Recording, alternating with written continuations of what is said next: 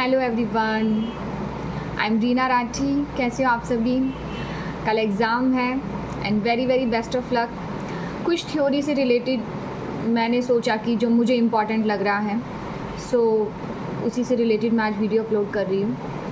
So yes, any comment, any doubt आप मुझे mention कर सकते हो कमेंट बॉक्स में। एंड येस, मैं ट्राई कर रही हूँ कि आपको एटलीस्ट पार्टनरशिप से रिलेटेड कुछ पॉइंट्स मिले जो आपके लिए बेटर रहेगा, आप भी इजीली इसे कर पाओगे। Okay, so yes, first chapter partnership. देखो, आप लोग भी जानते हो कि हमारे पास अलग से थ्योरी चैप्टर नहीं है।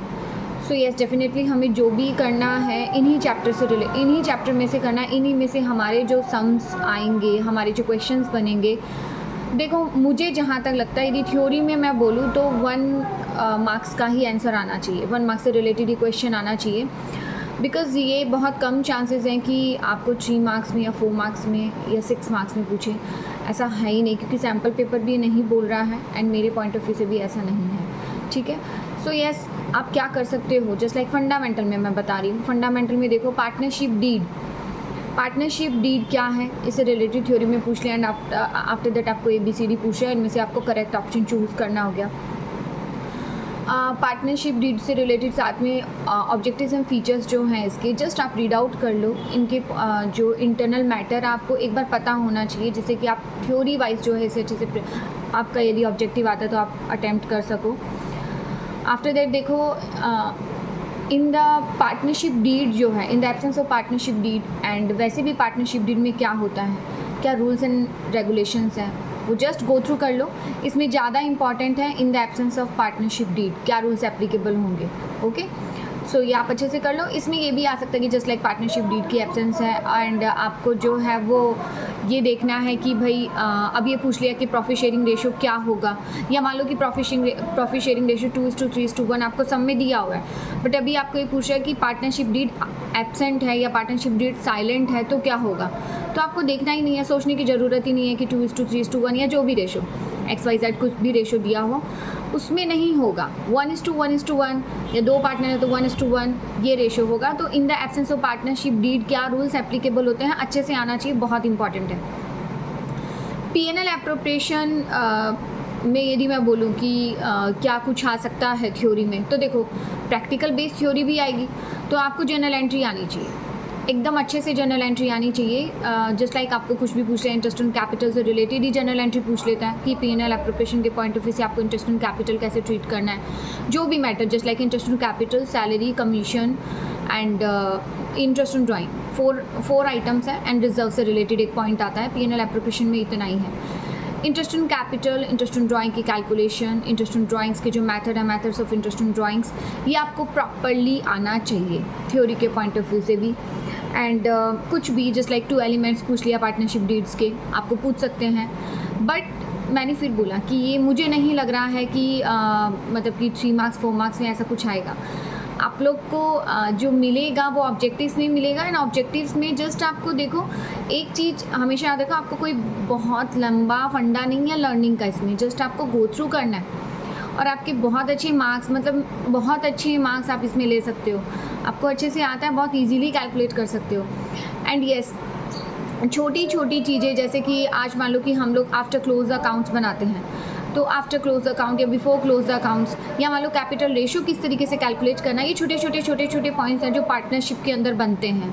ठीक है, चार्ज अगेंस्ट प्रॉफिट क्या होता है, या फिर एप्रोप्रिएशन आउट ऑफ प्रॉफिट क्या होता है, या क्या डिफरेंसेस हैं इन दोनों के बीच में, ये सारी चीज़ें इंपॉर्टेंट है फंडामेंटल के अंदर। गारंटी में बहुत छोटा सा जो क्वेश्चन है वो तुम लोग को डाल सकते हैं एंड आफ्टर दैट जो है वो पूछा जा सकता है कि क्या ये पर्सन आया है तो इसे क्या गारंटी मिल रही है, या इसकी अमाउंट क्या जो है वो हमें कैसे कैलकुलेट करनी है, या मान लो B ने गारंटी दी तो B कितनी अमाउंट की गारंटी देगा।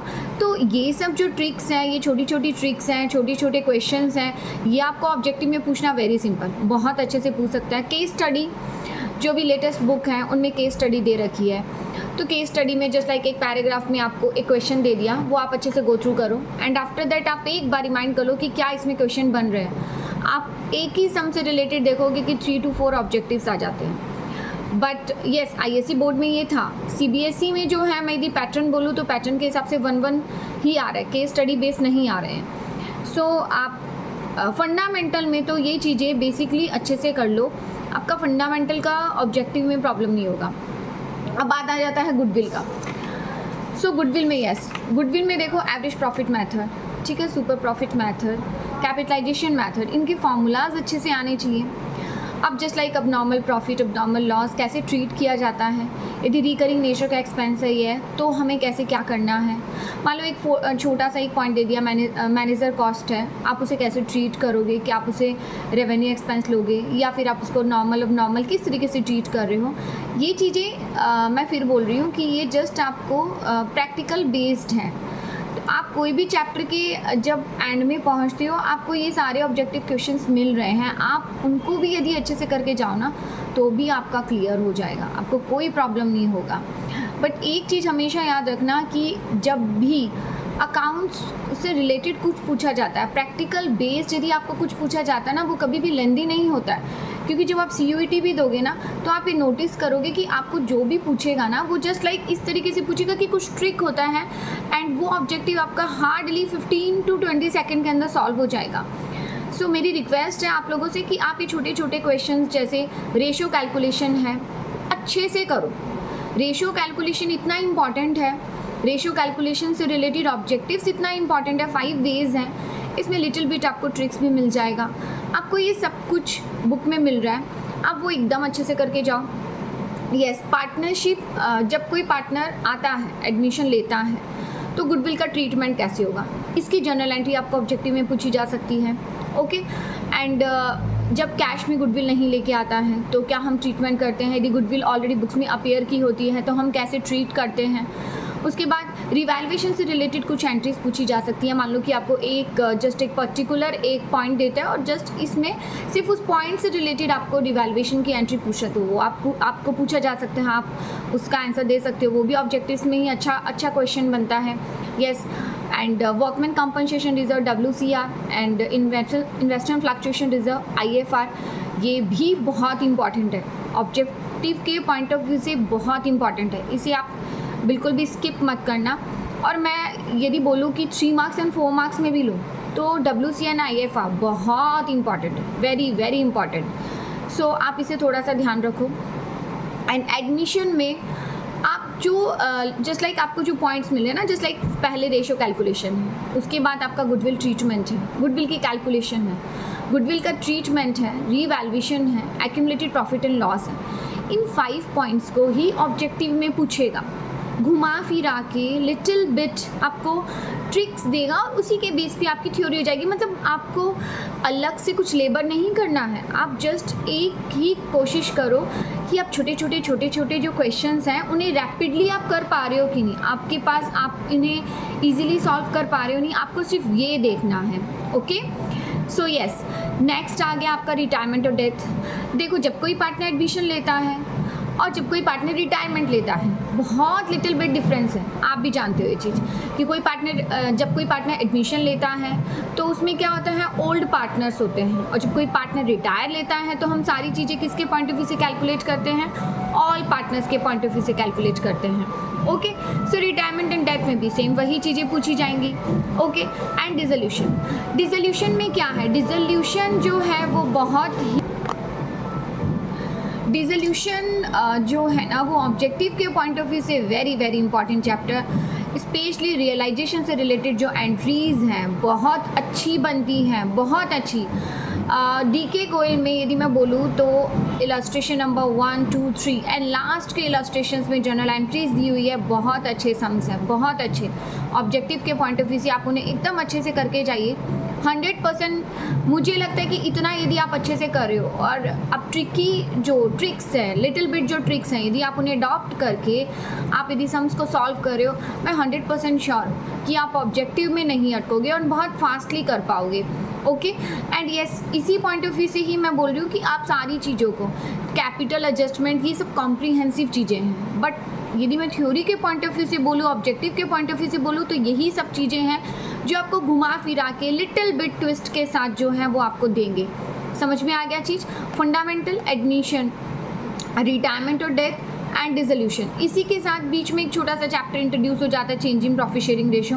Change in profit sharing ratio यदि आपको 6 मार्क्स में या 4 मार्क्स में पूछ ले तो अच्छी बात है। यदि ये नहीं पूछ रहा है इसका मतलब ये ऑब्जेक्टिव में पूछेगा, तो ऑब्जेक्टिव में just ratio changing and after that 1 या 2 पॉइंट को जो है वो जस्ट मर्ज करके है वो पूछ सकता है ऑब्जेक्टिव में। बट मेरे हिसाब से चेंजिंग का जो है ना वो 3 मार्क्स का क्वेश्चन बहुत अच्छा बनता है, पूछ सकते हैं। बाकी मैं फिर रिपीट कर रही हूँ, मेरे पॉइंट ऑफ व्यू से एडमिशन 100% रिटायरमेंट और डेथ इन दोनों में ऑप्शन आना चाहिए, एक आपको मिलेगा एंड डिसोल्यूशन।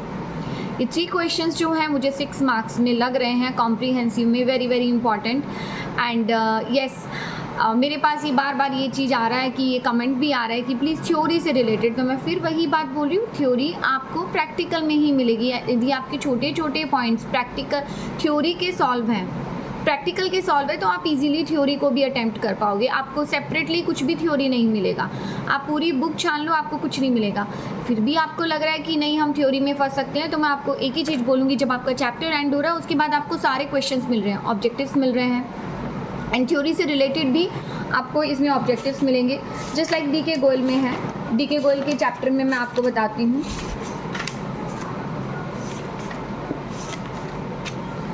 जैसे आप स्टार्ट से देखते हैं, what is partnership deed, theory का क्वेश्चन बन रहा है। State for 2 important points which must be incorporated in a partnership deed, theory का क्वेश्चन है। And state 2 elements of partnership deed, theory का क्वेश्चन है। Do all firms of business organization prepare a profit and loss appropriation account, ये आपको yes और no में पूछ रहा है कि क्या all forms of business organization जो है क्या वो P&L एप्रोप्रिएशन बनाती है? No, it's not need, there is no need to P&L appropriation. Every prospectus से हम देखें P&L एप्रोप्रिएशन जो है वो बनाना कंपल्शन नहीं है, it's not compulsory. Okay, so wise just like ये बन रहा है, wise P&L appropriation account prepared by partnership firm. So ये सारी चीज़ें क्या है, डीड से रिलेटेड है, डेफिनेशन से रिलेटेड है। देन आप क्यों मतलब स्केयर हो रहे हो इस चीज़ को लेके कि येस थ्योरी आ गया तो हम क्या करेंगे, आपको जस्ट गो थ्रू करना है एंड आफ्टर दैट आप इजीली अटेम्प्ट कर पाओगे। और मैं आपको एक चीज़ बहुत क्लियरली बोलूँगी, प्लीज़ पेपर कंप्लीट करना। यदि आपका कोई क्वेश्चन आपको लग रहा है कि आंसर नहीं मैच कर रहा है, मेरी बैलेंस शीट, उसको छोड़ दो, उसको छोड़ के नेक्स्ट क्वेश्चन पे आ जाओ। क्योंकि देखो आज आप एक क्वेश्चन अटैम्प्ट कर रहे हो, यदि आपका लास्ट का आंसर नहीं मैच करेगा आपका 1 मार्क जाएगा, बट उसके चलते आप यदि पूरा क्वेश्चन को छोड़ रहे हो तो आपके पूरे 6 मार्क्स जा रहे हैं। सो फर्स्टली हमारा फर्स्ट प्रेफरेंस ये होना चाहिए कि हमारा पेपर कंप्लीट हो। और यदि आप किसी ऑब्जेक्टिव में फंस रहे हो, आपका ऑब्जेक्टिव और बहुत टाइम ले रहा है, आप उसको स्किप कर दो, आप उसको लास्ट में सॉल्व करो। आपका फर्स्ट मोटिव होना चाहिए कि जो आपको फर्स्ट में ना जस्ट लाइक ये कह सकते हैं कि आपको फर्स्ट आइज ऑफ साइट में आपको ऐसा फील हो रहा है कि येस ये तो मैं कर ही पाऊँगी, ये तो मैं कर ही पाऊँगा, वो आप सॉल्व करो। यदि आप नहीं कर पा रहे हो उसको एक बार स्किप कर दो। फर्स्ट आपका यही होना चाहिए कि हमें पेपर कंप्लीट करना है। ओके, सो जस्ट लाइक इसी तरह से मैं बता दी थी कि ये थ्योरी क्वेश्चन बन रहे हैं। Can a partner be exempted from sharing the losses in a firm, if yes under what circumstances, ये सारी चीज़ें आ सकती हैं। इसका आंसर है yes, because if all partners agree तो हम उसे लॉस से भी एग्जेम्पशन दे सकते हैं। Okay, what accounts are maintained when the capitals are fixed and when the capitals are fluctuating, so ये सारी चीज़ें इसमें बन रही हैं। mention the items that may appear on the credit side of the capital account of a partner when the capitals are fluctuating, practical base है। यदि आपको कैपिटल अकाउंट आता है तो आप इजीली कर सकते हैं, आपको कोई इशू ही नहीं होगा। list any 2 circumstances under which the fixed capital of partner may change, yes, just like fresh capital introduced and capital withdrawn by partner। जब कोई पार्टनर कैपिटल इंट्रोड्यूस करता है या विड्रॉ करता है, ये 2 ही सिचुएशन के अंदर कैपिटल में फ्लक्चुएशन होता है, अदरवाइज नहीं, यदि आप फिक्स्ड कैपिटल मेथड को अडॉप्ट कर रहे हो तो। Okay, how is it debit balance on a partners current account deal with, यदि आपका डेबिट बैलेंस है तो आप किस तरह से उसे डील करोगे। ये सारी चीज़ें, एक भी ऐसा पॉइंट है जो आपको अलग से पूछा जाए, अलग से आपको लग रहा है, ये सारा तो प्रैक्टिकल बेस्ड है। इसी तरीके से एडमिशन में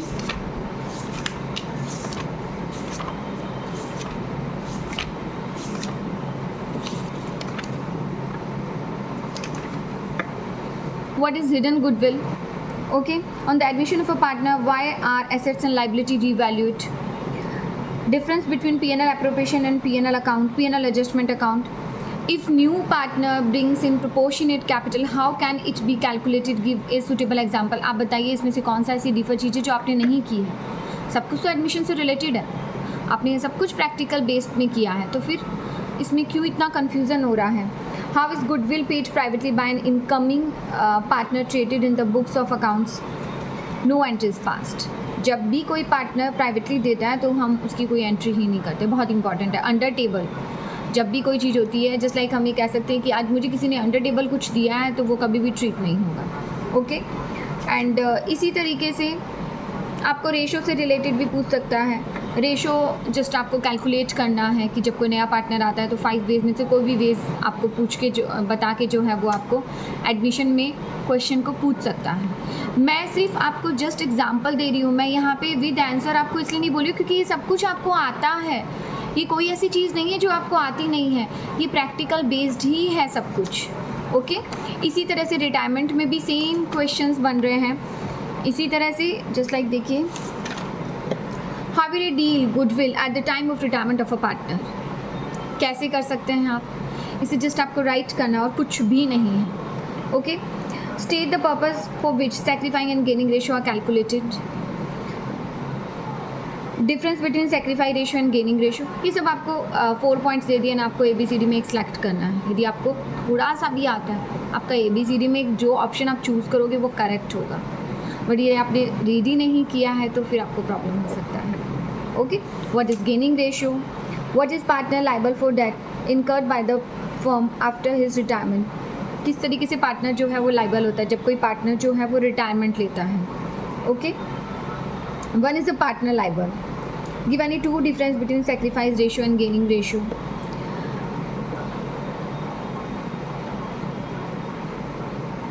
इसी के बाद आपके इसमें वापस रेशो से रिलेटेड क्वेश्चंस बनते हैं, फिर इवैल्यूएशन से रिलेटेड बनते हैं, एंड